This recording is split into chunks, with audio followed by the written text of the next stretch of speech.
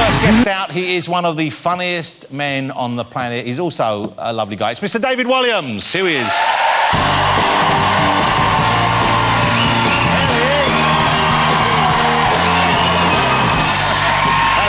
Thank you for having me on. It's lovely to have you. Come and sit down. Get yourself coffee. I'm great. And you know why I'm feeling very relaxed and happy? Because I've had you on before and you're one of my dream guests. Oh, really? Yeah, because you're funny, but you're also smart and you've done so much with your life in a comparatively short space of time that it's easy to talk to you. I'm 21. So that's a lot in. 21 on each side.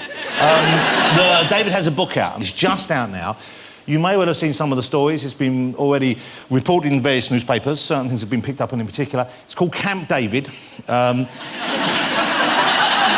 about that. and there are a lot of surprises in it. Perhaps the biggest surprise is you are straight. Which I didn't know till I read the book. But you do talk about in there actually questioning yourself and wondering whether you were straight or gay, which path you were going to take in life or which path was predestined for you. Yes. Well, let's start with that. Well, I didn't have a girlfriend till I was, like, 21. But that is not... I mean, because you weren't necessarily a kind of an outgoing guy, were you? You were sort of... Not nerdy is the wrong word, but you were a stay-at-home kind of person. Yes, I wasn't very outgoing, really quite shy as well. So I think this exhibitionism probably masked the shyness. So when you were young, you couldn't do this, and now you do it perhaps a little too much. Too much, yeah. No, but the book is very honest, and you know, I've read lots of my friends' autobiographies. Russell Brand, do you know Russell Brand? No. James Corden. I know him. Rob Brydon. Yeah. So I read, you know, all those books, and I think, you know, the best parts of all those books are when people are being completely and utterly honest. And if you're very truthful and you make yourself very vulnerable, I think that can only be a good thing. I mean, you call it Camp David, you said, but you were quite camp as a youngster. You always were, what's the word, flouncy, or you liked performing in that kind of way, didn't you? Well, when I was in junior school, there's a very popular programme on called Wonder Woman.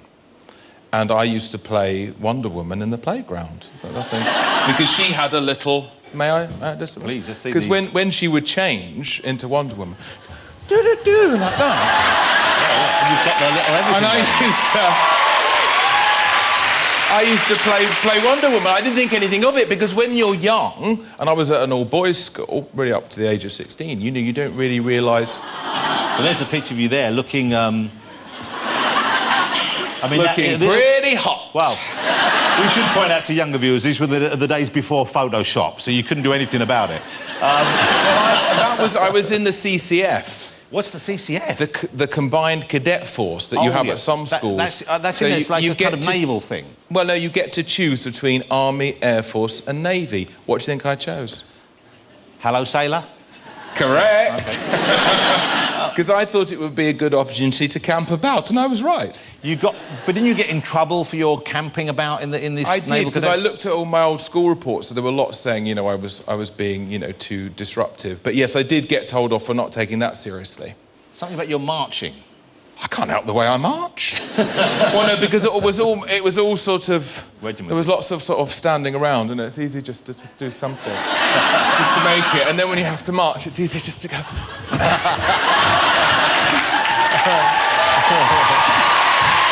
That's pretty good. That's pretty good. That's pretty good. Because at that point, I was just desperate for any opportunity to perform.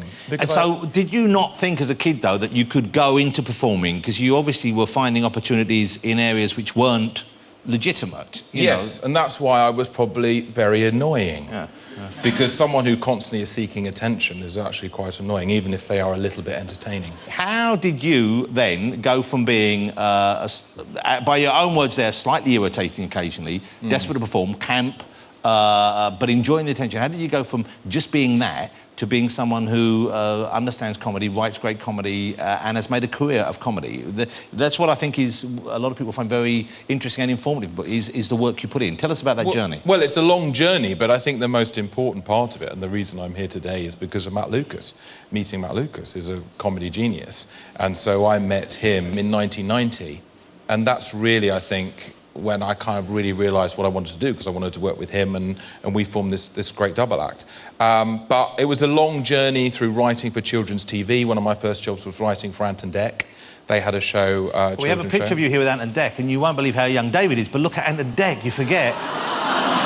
They're so sweet. Did they not have any child labour laws in the north of England?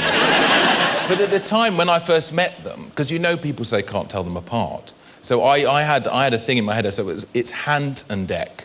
The one wearing a hat is Hant, or equals Ant. Hat and Ant equals Hant and Dec. But now, Ant doesn't wear the hat, so it's very hard. It's very difficult for you. Apart. I just remembered that they have different faces. They do. But they are lovely. They are. I must loved have enjoyed them, and working I with loved working with them. But I used to really, I was quite naughty in the script meetings because I used to I was kind of bored sometimes, and to amuse them, I would just draw obscene drawings on the scripts and then pass them to them. And this is carried on to this day. Recently, we were all staying in the same hotel in Los Angeles, and I was passing obscene pictures under Ant's door, and then he started passing obscene ones under mine. And I've got a framed picture at home that Ant draw. What's on it? What is it? it? Well, me, Ant and Dec with all huge erections. Wow. How much would that be worth in years to come? You know what? It doesn't sound to me like that's joking so much as a cry for help. From me or them? I think from all three of you. You're very honest in the book about, and this is the thing that people have picked up on in the papers, about the periods of depression you've had.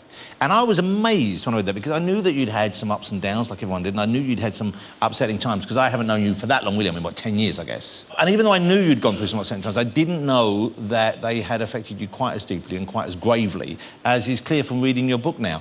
How comfortable are you with that being out there? And did you have to... Were there people in your life who weren't aware of that to that extent yet, or were there... Well, there are things in this book that I hadn't told anybody, but I kept a diary through a lot of my adult life, so I had a very, accurate account of how I was thinking and feeling at that time. But I thought...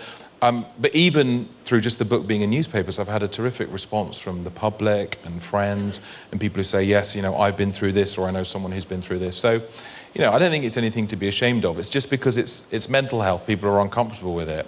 If I was talking about dealing with a, physical disease, I think it would be seen differently. But I just think, why would you agree to do a book unless you were going to be honest in it? But the onus is not on you to do that because you can see a lot of people got books out and they're just, words on a page. When you were writing those sections, though, and obviously you had your diary to go back to, and in one section of the book, there's the diary that kind of kicks off a period of upset that leads to a deep depression. Was it difficult for you to re-experience it in that way? It was, because of course you remember all these things that happen in your life, but when you're trying to write it down to communicate it to other people, you really have to think about, you have to set the scene and everything. So at times I was writing the book and I was in tears at things that happened 10 years ago, 20 years ago, 30 years ago. But, everyone's life has, pain in it, and I do too, and I'm just giving an honest account of it. You're obviously quite adept at compartmentalising those kind of things, or you were then. You kept it away from some people, or, maybe you wanted other people to know, but I mean, I know there's one instance where your mum comes to you after you've been in hospital and says, you must promise never to do this again. And the fact she didn't know you were heading towards that. Are you more open now with your feelings with those around you? I mean, your life is very different anyway. Yeah, but... I think I'm in a much happier place, and also, I didn't have a long-term partner, and now I'm married, and now, all those things in a day that can upset you, you then take it to your, we've both got, lovely wives, and she's the person that I can immediately talk to. But the thing about depression is that you actually feel very isolated, and that you feel sort of embarrassed to talk to anybody. Because it's such a strange thing, it's going on in your head. So it's quite hard to reach out for help. She's a very beautiful, very lovely... I've met Lara a couple of times. She's a very lovely woman as well. But you ever amazed that you wound up with such an attractive wife, David? Well, every morning I wake up and I look at her and I think, how did that happen? I love it. The same with me. When I wake up and I see my wife and I still think, why on earth are you still with me? What are you know? Well, we all think that. OK. But, no, but it's, I don't know, I mean, it's great that they're not, we didn't have to be that handsome. Speak for yourself. Presumably you would like to have children together, I imagine? Yeah, I'd love to have children. I think it's such a great thing, isn't it? And I've seen how you are with your children and what great dad you are, and I think it'd be fantastic, wouldn't it? And I think when you've got kids, you stop worrying so much about yourself, because it kind of becomes all about them. Well, we have two young mums right there who would agree with you, I'm sure. Absolutely. Best thing in the world. The expectations you have for your kids are much more than those you have for yourself, right? Yeah. Well, you know, I think you kind of want their lives to be everything that maybe you'd wish for yourself, or even more. Yes, certainly. Let's talk about Britain's Got Talent, because obviously that was a big thing that you got involved in, and I think you helped turn the fortunes of that show around. You know, you made it very popular in a way that hadn't been before. Perhaps it'd always been a popular show. And have you agreed to do another series? Is this I've agreed to do 2 more. Wow! But I can't wait. You know, I'm watching the X Factor now. Quite jealous I'm not there. Because it's such a load of fun. You can't believe you get paid for it. Yeah, I bet. And I saw Simon... there you are with Simon, and that is quite... Because he's a deeply odd man, of course. And you have well, he is, though, isn't he? Straight. If he tunes in and sees the 2 of us say that about him, he'll be surprised. He must know it. He's an unusual character. But we were in Los Angeles, we were both at a friend's wedding, and I was sort of taking the mickey out of him, and he kept on saying, save it for the show, save it for the show. So I think it's going to be a great series. But I really loved being with him. Yeah, it's never a dull moment. And he does laugh at himself a lot, which, well, he has to. But it's great that he does. But we had fun when he was on the show, didn't we? You know. Well, of course, Stacey, you've encountered Simon as well, of course, haven't you? Yeah, he's all right. That's a sane response right there. I very much enjoyed the book, and I'm pleased with it. And you know what? I'm looking forward... So will the next one bring you right up to date, or are you going to stagger it even further? It'll come up to this moment. What do you say? Jonathan looked at me with desire in his eyes.